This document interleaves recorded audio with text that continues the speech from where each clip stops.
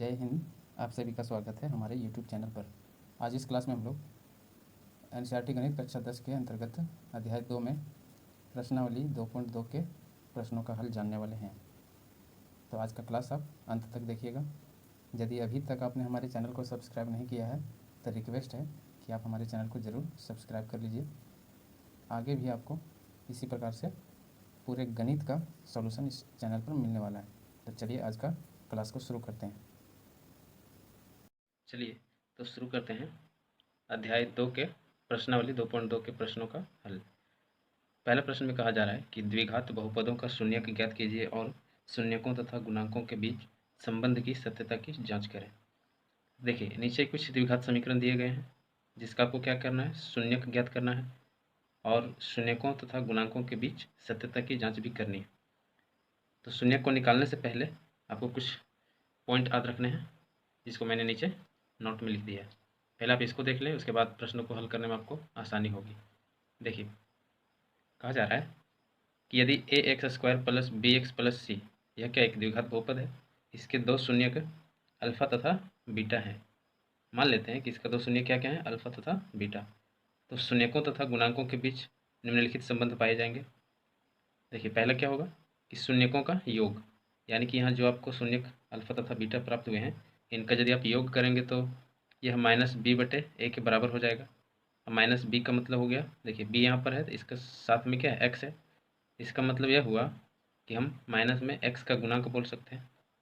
और ए देख रहे हैं किसका गुणांक है, एक्स स्क्वायर का, तो यहाँ लिखेंगे एक्स स्क्वायर का गुणांक। चूँकि ये शून्यकों का योग है और आपके पास शून्यक क्या है, अल्फा तथा बीटा, तो हम इसको इस प्रकार भी लिख सकते हैं कि अल्फा प्लस बीटा बराबर माइनस बी बटे ए। आपको एक चीज़ यहाँ ये ध्यान रखनी है, चूँकि जांच करने के दौरान आप इस फार्मूला का प्रयोग करेंगे। दूसरा इसमें याद रखना है शून्यकों का गुणनफल, यानी कि आपके पास जो अल्फा तथा बीटा दी गई है इसको यदि आप गुना करेंगे तो यह सी बटे ए के बराबर हो जाएगा। सी का मतलब यहाँ है अचर पद, यानी कि अचर पद बटे ए का मतलब क्या हुआ आपका, एक्स स्क्वायर का गुणांक। इस तरह आप लिखेंगे, या फिर इसको अल्फा इंटू बीटा बराबर सी बटे ए। आपको दूसरी बात यहाँ ध्यान रखनी है। अब इसी के आधार पर आप जांच कर पाएंगे किसी भी द्विघात बहुपद का शून्यक निकाल के उसको आप इस प्रकार से जांच कर सकते हैं। तो चलिए अब हल करते हैं पहला प्रश्न। देखिए पहला में यहाँ दिया गया है x square minus 2x minus 8। इसका हमको क्या निकालना है, शून्यक ज्ञात करने हैं। तो पहले हम लोग ये जान लेते हैं कि शून्यक क्या होता है। अब एक छोटी सी बात और याद रखें कि शून्यक किसी भी द्विघात बहुपद का या तो त्रिघात बहुपद हो, यानी जितने घातों का यह बहुपद होगा उसके शून्यक उतने ही प्राप्त होंगे। यानी कि यहाँ पर द्विघात है, इसका मतलब इसमें दो शून्यक मिलेंगे। यदि यह त्रिघात वाला होता तो उसमें तीन शून्यक मिलता। तो हम लोग देखते हैं शून्यक होता क्या है। तो शून्यक किसी भी बहुपद में चर का वह मान होता है जो इस पूरे बहुपद को क्या कर दे, शून्य कर दे। मतलब कि चर का वह मान जो इस पर बैठाएंगे ना तो क्या मिलेगा, आपको शून्य मिलेगा। इसलिए हम क्या करेंगे, इसका यदि हमको बहुपद का शून्यक निकालना है तो इसके बराबर में हम क्या ले लेंगे, शून्य ले लेंगे। अब इसको हल करते हैं। हल करने के लिए क्या करेंगे,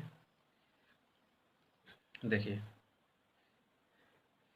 आपको एक्स स्क्वायर के साथ में जो गुना में होगा इस अंक को लेना है। तो एक्स स्क्वायर के साथ में गुना में क्या है, एक है। तो आप एक को गुना करेंगे इस माइनस 8 के साथ, यानी कि पहला पद के गुणांक को और अचर पद को एक साथ गुना करके लिखेंगे। तो एक है और यहाँ पर क्या माइनस में 8, आपको प्राप्त हुआ माइनस में 8। अब बीच वाला पद क्या है आपका, माइनस 2x है, यानी कि अंक में यदि यहाँ लें तो माइनस 2 है।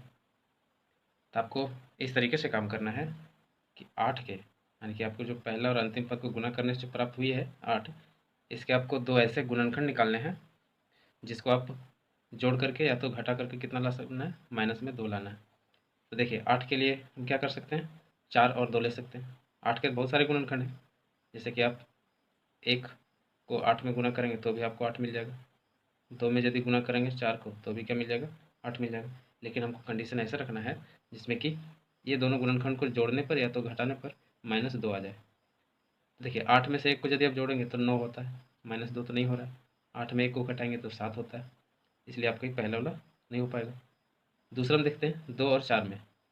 तो 2 और 4 में देखते हैं कि जोड़ने से 6 हो जाता है, लेकिन यही 4 में से 2 को घटाएंगे तो आपको क्या मिल जाएगा, 2 मिल जाएगा। तो हम कह सकते हैं कि ये आपका इस समीकरण के लिए फिट बैठता है।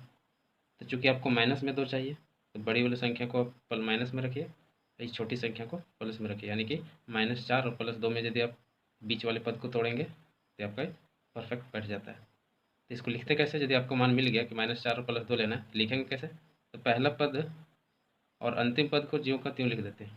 तो x² और -8 को लिखना आपको -2 के लिए, इन दोनों पद को जो ब्रेक करना है किसके लिए? -2 के लिए। तो चूँकि हम -4 ले रहे हैं तो लेंगे -4 और क्या चल रहा है चर x, तो इसके साथ लगा देंगे x, और प्लस में लेंगे 2 और इसके साथ x। चूँकि -4x में 2x को आप घटाइएगा तो -2x मिल जाएगा। इसके बराबर में क्या लेंगे? 0। अब देखिए ये 3 पद था, अब 4 पद में बदल गया। ये दो पद का एक ग्रुप तैयार हुआ। इस ग्रुप में से कॉमन करेंगे और इसमें भी से कॉमन करेंगे। कॉमन देखिए यहाँ भी x है और यहाँ भी x है, तो आप x को कॉमन कर सकते हैं। किसी भी पद में जो आपका न्यूनतम है वो कॉमन हो जाता है। तो x का न्यूनतम देख रहे हैं एक बार है घातांक, तो एक बार x को हम कॉमन कर लेंगे। यहाँ पर अंक में 4 है लेकिन इसके साथ और कोई अंक नहीं, केवल x ही होगा आपका कॉमन। तो x का पावर 2 था, उसमें से आपने 1 किया, x बच जाएगा। चूँकि x और x गुना करने से वापस x² मिल जाता है, माइनस का माइनस देंगे। 4x में से आपने x को निकाला, 4 वहाँ बचेगा, ब्रैकेट बंद कर देंगे। अब इन जोड़े में से निकालेंगे कॉमन, तो प्लस लिखेंगे 2 और 8 कौन से अंक में आता है? तो 2 में देख रहे हैं क्या आता है, 2 से 2 इकाई 2 और 2 चौके 8। x आपका यही पद में है, इसमें आपका x नहीं है, इसलिए x कॉमन नहीं होगा, केवल होगा 2। तो 2 और x में से आपने 2 निकाला, क्या बचा? x माइनस का माइनस। 2 से आप 8 कितने बार में लाएंगे? तो 4 बार में आ जाएगा, क्योंकि 2 चौका 8। बराबर में फिर से शून्य लगा देंगे। या अब देखिए जब भी कॉमन करेंगे तो एक बात ध्यान रखेंगे कि ब्रैकेट्स के अंदर में जो मान दिया गया वो मिलनी चाहिए। तो देख रहे हैं कि यहाँ x-4 है, यहाँ भी x-4 है, तो पहला आपका गुणनखंड यही हो जाएगा x-4। और दूसरा गुणनखंड क्या है जो इसके बाहर में बचा हुआ है? तो बाहर में यहाँ x है और प्लस में क्या है? 2 है। तो इस द्विघात बहुपद के 2 अभी आपके गुणनखंड आए। शून्य के निकालने के लिए हम लोग को सबसे पहले गुणनखंड निकालना होता है। अब इसी से आप शून्य को निकाल सकते हैं। चूँकि x-4 इंटू x+2 के बराबर में क्या दिया गया है? 0।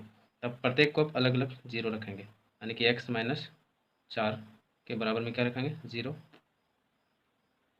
तथा दूसरा क्या है? x+2, तो x+2 के बराबर में भी क्या रखेंगे? 0।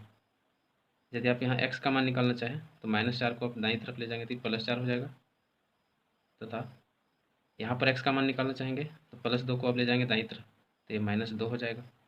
इस प्रकार आपके 2 शून्य प्राप्त हो गए, पहला 4 है तथा दूसरा -2 है। चूँकि इसकी जांच भी करनी है तो इसका हम लोग जांच करते हैं। अब देखिए अब जांच करना है, चूँकि शून्य के यहाँ आपको 4 तथा -2 प्राप्त हुआ। अब जांच में क्या, जो आपको पहले बताए थे कि शून्यकों का योग, नियम क्या है जांच के? शून्यकों का योग बराबर होता है -b/a। देखिए शून्य का आपके पास क्या है? 4 तथा -2 है, इसका योग करिए। 4 प्लस -2 बराबर क्या हो जाएगा? -b/a। 4 में यदि -2 को जोड़िएगा तो क्या मिलेगा? 2 बट्टा कितना? a। 2 बट्टा यहाँ 1 छिपा हुआ है 1, और बराबर क्या हो जाएगा? -b/a। ये तो हो गया आपका शून्यकों का योग पर, तथा शून्यकों का जो गुणनफल होता है वो क्या होता है? शून्यकों का गुणनफल बराबर हो जाता है आपका c/a। तो देखिए शून्यकों का गुणनफल यानी कि आपके पास है शून्यक 4 और गुना में क्या ले लेंगे? 2, तो बराबर क्या मिलता है? देखते हैं। 4 दूनी क्या हो जाएगा आपका? -8/1 बराबर c/a। अब दोनों ही स्थिति में देखते हैं। यदि आप प्रश्न पर देखें तो जो a है सो क्या होता है? x² का गुणांक होता है, जैसे कि ऊपर बताए थे आपको जांच के दौरान कि a क्या है आपका? तो x² का गुणांक है।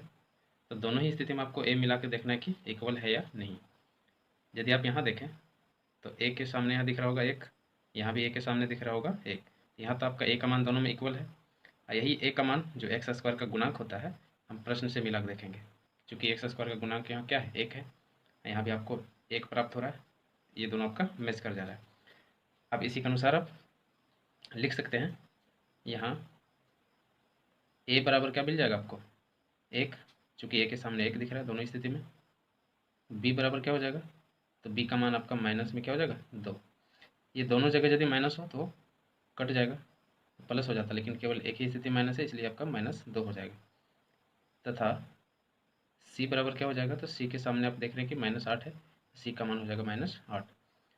अब क्या करेंगे कि a, b और c का जो मान है, सो आप बहुपद का जो स्ट्रक्चर होता है, यानी कि ax² + bx + c में रखने पर आपको वापस बहुपद प्राप्त हो जाएगा। लिखेंगे अब a, b तथा c का मान इसमें रखेंगे, ax² + bx + c में रखने पर क्या मिलता है देखते हैं। a का मान क्या रखना है आपको, 1। यदि आप यहाँ 1 रखेंगे तो आपको x² ही मिलेगा। b का मान -2 रखना है, तो ये आपका -2 साथ में क्या हो जाएगा x, और प्लस में c का मान, तो c का मान भी आपका माइनस में क्या है 8। अब आप देखें, ये जो आपको बहुपद प्राप्त हुआ और पहले जो आप हल कर रहे थे उस बहुपद को देखिए, ये दोनों आपका मैच कर जा रहा है, चूँकि x² - 2x - 8, यहाँ भी आपका क्या है x² - 2x - 8। तो इस प्रकार ये दोनों मैच कर गया, यानी कि आपका जो मान निकाले थे, यानी कि शून्य निकाले थे, बिल्कुल सही है। ये जांच पर भी आपका सत्यापित हो गया। इसी प्रकार से बाकी के प्रश्नों को आप हल करेंगे। तो अब देखते हैं, आइए अगला प्रश्न, प्रश्न संख्या 2। अब देखिए प्रश्न संख्या 2, इसमें कहा जा रहा है 4s² - 4s + 1। अब इसमें हम लोग क्या करेंगे, सबसे पहले पहला अंक और अंतिम अंक को क्या करेंगे, गुना करेंगे। 4 में 1 को गुना करेंगे तो आपको मिल जाएगा 4, और बीच वाला पद आपका माइनस है 4। तो आपको 4 के ऐसे गुणनखंड निकालने हैं जिसको आपको गुना करने से तो 4 मिल जाएगा, लेकिन जोड़कर और घटा करके आपको -4 लाना है। तो देखिए 4 के गुणनखंड क्या क्या हो सकते हैं। 1 में आप 4 को गुना करने से 4 ला सकते हैं, 2 में 2 को गुना करेंगे तो क्या मिल जाएगा, 4 मिल जाएगा। अब इन्हीं गुणनखंड में से आपको -4 आता है कि नहीं, यह चेक करना है। 4 में 1 को जोड़ेंगे तो 5 हो जाएगा, 4 में 1 को घटाएंगे तो 3 हो जाएगा। 4 तो आपको नहीं मिल रहा, तो ये आपका पहला वाला कैंसिल हो गया। दूसरा देखिए, 2 और 2 को यदि आप जोड़ेंगे तो 4 मिल जाता है, इसका मतलब कि यह आपका इस मान के लिए सही होगा। तो चूँकि हमको -4 चाहिए, इसलिए दोनों ही मान को आप माइनस में रखेंगे। -2 और -2 जोड़ेंगे तो -4 हो जाएगा। यही -2 और -2 को यदि आप गुना करेंगे तो माइनस माइनस प्लस, और 2 दूनी 4, गुना करने से भी आपको 4 मिल जा रहा है, और ये दोनों को जोड़ने से भी आपको -4 मिल जा रहा है। इसका मतलब इसका सही मान क्या होगा, -2 और -2। इसी के माध्यम से हम -4s को 2 भागों में बांटेंगे। तो सबसे पहले इसके बराबर हम क्या लगा लेंगे, 0। अब देखिए पहला पद को तो ज्यों का त्यों लिख देते हैं, माइनस। अब 4s ना लिख करके हम -2 और -2 को लिखेंगे, यानी कि -2s, फिर से -2s, और प्लस में 1 बराबर 0। अब देखिए कॉमन करेंगे तो 4 और 2 आपका 2 के अंक में आता है, s यहाँ भी है और यहाँ भी, s भी कॉमन हो जाएगा, यानी कि 2s कॉमन करेंगे तो 2 से 4 आपका 2 बार में आएगा, और s आपका 1 बच जाएगा, माइनस 2 से 2 आपका 1 बार में आ जाएगा। फिर यहाँ कॉमन होगा, दोनों में से देख रहे हैं कि कुछ कॉमन नहीं, तो कम से कम एक तो कॉमन हो सकता है, चूँकि एक में आपका 2 भी आएगा और 1 भी आएगा, तो 1 को कॉमन कर लेंगे। और जब देख रहे हैं कि इस ब्रैकेट से पहले कॉमन में माइनस है, तो अंदर में मान बदल जाता है, तो 2s प्लस का हो जाएगा -1 बराबर 0। अब देख रहे हैं ब्रैकेट के अंदर में मान मिल जा रहा है 2s - 1, 2s - 1, ये मिल गया। पहला गुणनखंड तो आपको यही मिल गया 2s - 1। दूसरा क्या हो जाएगा जो बाहर पड़ा हुआ है 2s - 1, ये दोनों ही गुणनखंड बराबर हैं, तो शून्य किसके जो आएंगे वो भी बराबर ही मिलेगा। अब क्या लिखेंगे, 2s - 1 बराबर 0, और फिर इसके लिए भी लिखेंगे 2s - 1 बराबर 0। तो इस शून्य से आपको s का मान मिल जाएगा, -1 है, दाईं पक्ष में जाएगा तो +1 हो जाएगा, और 2 आपका s के साथ गुणा के संबंध में, तो वह क्या हो जाएगा भाग के संबंध में। तो यहाँ भी आपको वही मिलेगा, s बराबर -1 का +1, और 2 आपका आ जाएगा बट्टा में। तो 2 शून्य का आपको मिल गए, 1/2 और 1/2। अब इसकी जांच करते हैं। जांच में हम लोग सबसे पहले लिखेंगे शून्यकों का योग बराबर क्या हो जाता है -b/a, तथा गुणनफल में क्या होता है, ये हो जाता है आपका c/a। हम मान को इस पर स्थापित कीजिए, शून्यकों का योग, तो शून्यक जो आपको मिला उसका योग करेंगे, यानी कि 1/2 प्लस 1/2 बराबर -b/a हो जाएगा, तथा 1/2 गुने 1/2 बराबर c/a हो जाएगा। अब देखिए भिन्न का जोड़ यदि आप करेंगे 2 और 2 का एलसीएम 2 आएगा, और एक और एक क्या हो जाएगा, 2 2 बट्टा 2 बराबर माइनस बी बट्टे ए, तथा ये गुना करिए तो आपका 2 और 2 गुना होकर कितना हो जाएगा, 4 हो जाएगा, बराबर सी बट्टा ए। अब दोनों ही स्थिति में देखिए कि ए का मान मिल पा रहा है कि नहीं। ए के सामने दिख रहा है 4, यहाँ ए के सामने दिख रहा है 2, तो यह दोनों मान को इक्वल करना। तो आप 2 में क्या गुना करेंगे कि यह भी 4 के बराबर हो जाए, तो इसमें आप क्या गुना करेंगे, 2, चूँकि 2 दूनी कितना हो जाएगा, 4 हो जाएगा। समतुल्य रखने के लिए अंश और हर में समान संख्या गुना करनी होती है, तो यदि यहाँ 2 गुना किए, ऊपर भी 2 गुना करना पड़ेगा, तो यह बदल जाएगा, 2 दूनी कितना, 4 बटे 4 बराबर माइनस बी बटे ए, तथा 1 बटे 4 बराबर क्या हो जाएगा, सी बटे ए। अब ए का मान दोनों में ही क्या है, बराबर हो गया। तो इस प्रकार आप क्या लिखेंगे, यहाँ ए बराबर क्या मिल गया, 4, बी बराबर बताए थे दोनों में ही माइनस होगा तभी प्लस होगा, नहीं तो माइनस ही होगा। तो बी का मान क्या है, 4, तो ये हो जाएगा -4, तथा सी बराबर क्या हो जाएगा, तो सी का मान क्या है आपका, सी के सामने 1 है, तो ये दे देंगे 1।